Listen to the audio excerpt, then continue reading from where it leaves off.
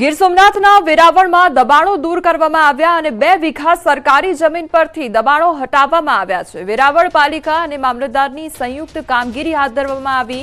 વેરાવળની સાઈગ્રા કોલોનીમાં શ્રી સરકારની 2 વીઘા જમીન પરના દબાણો દૂર કરવામાં આવ્યા। તો વેરાવળ પાલિકાના રેવન્યુ વિભાગના અધિકારી તેમજ સિટી મામલતદાર, સિટી તલાટી સહિતના સ્ટાફ સહિત હાજર રહ્યા અને 6 જેસીબી 22 ટ્રેક્ટર દ્વારા ડિમોલેશન હાથ ધરવામાં આવ્યું, જેમાં 45 જેટલા કાચા મકાનો જમીનદોસ્ત કરવામાં આવ્યા।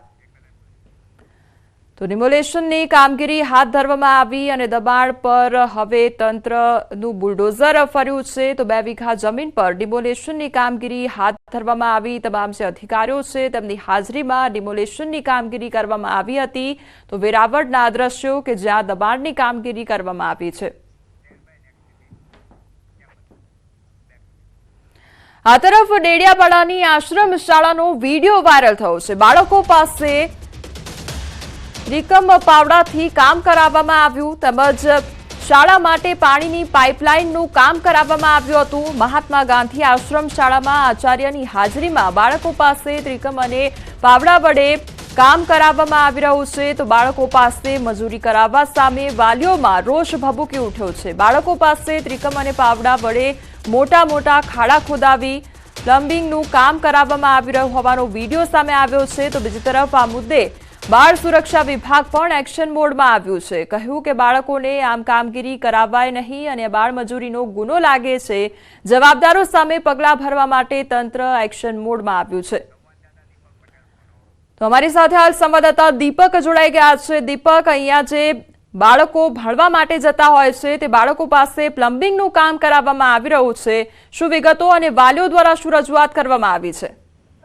બિલકુલ, ખાસ વાત કરીએ તો જે નર્મદા જિલ્લાના ડેડિયાપાડાના અંતરિયાળ વિસ્તારમાં મોજદા ગામ આવેલું છે। આ મોજદામાં આશ્રમ શાળા જે છે, આશ્રમ શાળાના નાના નાના ભૂલકાઓ પાસે ત્રિકમ અને પાવડા દ્વારા આ જે પ્લમ્બિંગની પાઇપલાઇનની જે કામગીરીનું ખોદકામ હતું એ ખોદકામ શાળાના આચાર્ય દ્વારા કરવામાં આવતું હતું।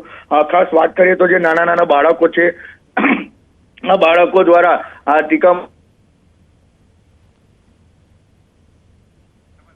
ભરાતા વાલીઓએ રજૂઆત કરી હતી આશ્રમ શાળાના અધિકારીઓ દ્વારા તમામ હાલ એક્શનમાં આવી ચૂક્યા છે અને આ નાના બાળકો સામે જે કામગીરી કરાવી છે તેમની સામે પગલાં લેવાની તાકીદ પણ હાથ ધરી છે। કહી શકાય કે જે નર્મદા જિલ્લા અંતરિયાળ વિસ્તારમાં જે આશ્રમ શાળા આવેલી છે ત્યાં નાના વિદ્યાર્થીઓ ભણતા હોય છે, જેમની દ્વારા આ બાળ મજૂરી જે કરાવવામાં આવી રહી છે જેને લઈ વાલીઓમાં રોષ હતો અને તંત્ર એક્શનમાં હાલ આવી ચૂકી છે। દીપક, આ બાળકો આ શાળામાં ભણવા આવતા હશે, પરંતુ ભણવાને બદલે આ પ્રમાણે એ લોકોને બાળ મજૂરી કરાવવામાં આવી રહી છે, એટલે સવાલ એ થાય છે કે શું આ પહેલી વાર આ પ્રકારની કામગીરી કરાવવામાં આવી છે કે પહેલા પણ આ પ્રકારની ઘટનાઓ હતી? શું બાળકોને ભણાવવામાં પણ આવે છે કે કેમ આ શાળામાં?